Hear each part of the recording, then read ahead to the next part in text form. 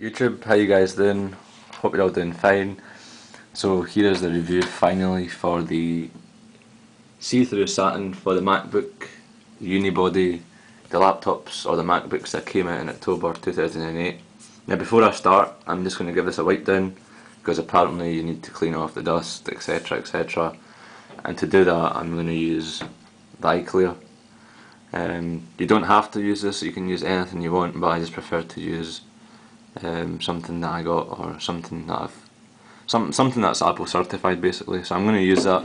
I'm going to stop the video, clean it off and then come back on because I've only got a 10-minute YouTube limit on my videos. So see you in two. So it's been cleaned. It literally took me about a minute or two to use this eye clear to clean it off, and I'm about to open that up and put it on the MacBook. Now you're probably wondering why you would actually need one of these. Why don't you just carry it around loose? Well, the way I see it is, say if you were to sell your MacBook at a later time, you would get a much far better value if there were less scratches and marks or less damage to it. So say after 2 or 3 years you decide to get a new MacBook and you want to sell your current one, and if you've kept it in some sort of protector case, it doesn't have to be a see-through satin. The reason why I got this was because it had good reviews on it. The others didn't seem to have too many good reviews, so I thought I'd just get this. So it would just keep the actual value of the laptop at a higher value. So I'm just about to open this up and I'll show you how you apply it.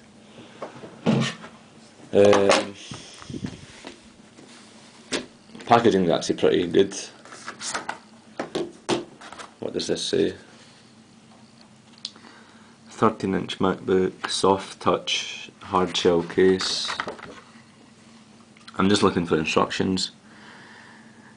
Durable hard shell protects from scratches and scuffs. Complete access to all ports and battery check button. Fully vented for optimized heat dissipation, which is good because I don't want to keep taking the case out because it's getting too warm. Plus, I think the actual vent is actually on the back of the MacBook and not underneath. And I believe this case, I could be wrong, I'll find it in a minute, that the case doesn't actually cover the back vent, which is pretty cool. So let's not waste any more time, and I'll try and make this video as short as possible and not waste your precious time. I'll try not to actually scratch the bloody case itself. If you're wondering where I got this from, I got it from my gear store. They still haven't responded to the video that I made on them. Not surprised. I don't actually think they have a customer service department. I don't think anyone gives a rat's ass in my gear store about what has actually happened. Not a very good way to run a company, but hey.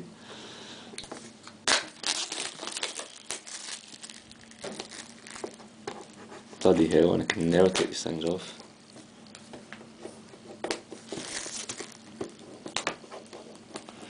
I think I'm going to spend 10 minutes this time taking the bloody wrapper out.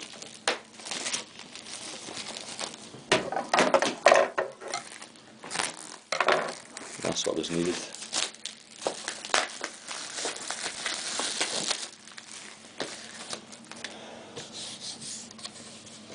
Very nice, it's got a soft feeling to it. It's a rubber, soft rubber.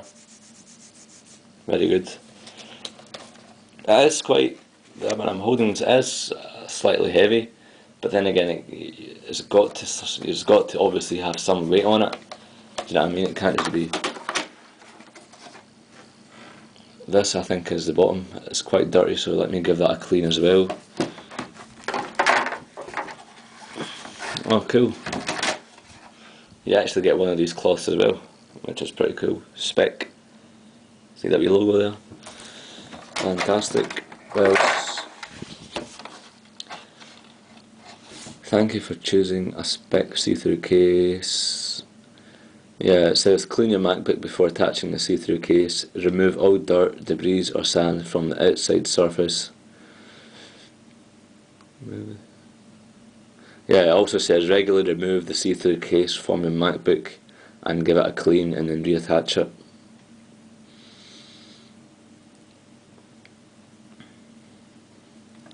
And the last point which they make on this is, although the MacBook see-through case can protect from minor scratches and bumps, please remember to be careful with your MacBook and see-through. It is still susceptible to damage if mishandled. Very good.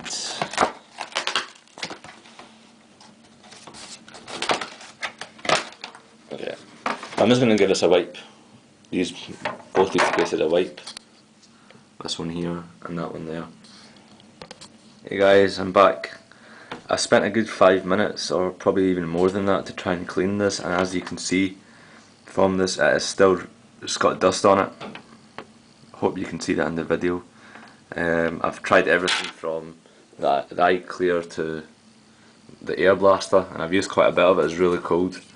It's still not cleaned it off 100%. In fact, it is pretty dirty, and I don't really know why that is the case, because I've seen a few other reviews and no one really has the same issue. So I hope it doesn't really affect anything.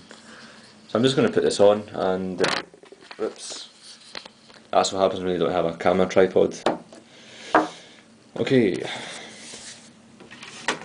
that's the case here. That's the ventilation, and I believe this just goes right in, or it should go right in. The MacBook is still on, by the way. I haven't got it off, and it seems to me as if it's just clipped on. Very good, good start. And I believe this just goes on just like this.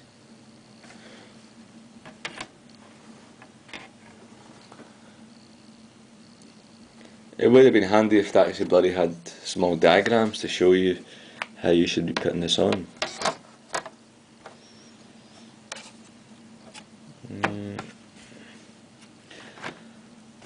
Let's try the other way.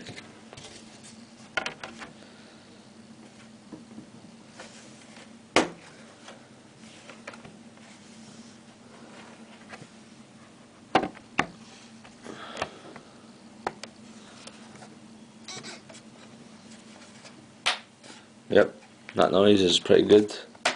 There we go. And there we go.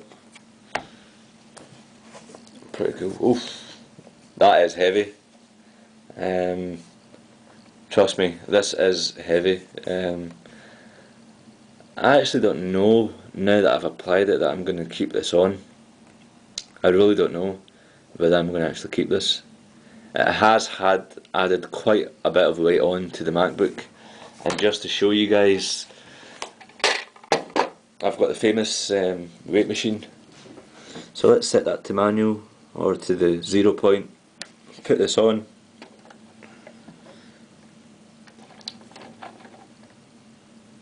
This is balancing right now, which is not a really good idea. Don't do this at home. And we can see from the scale, and you can't see it on the camera, we are getting 2.4 kg, which is quite heavy. Trust me when I say this is heavy, it's heavy, because I know I've been carrying it into university day in and day out, and it's unbelievably light without the case. So it's 2.4 kg with the case on, with the Speck case on. Let's take the case off and show you what the weight's like.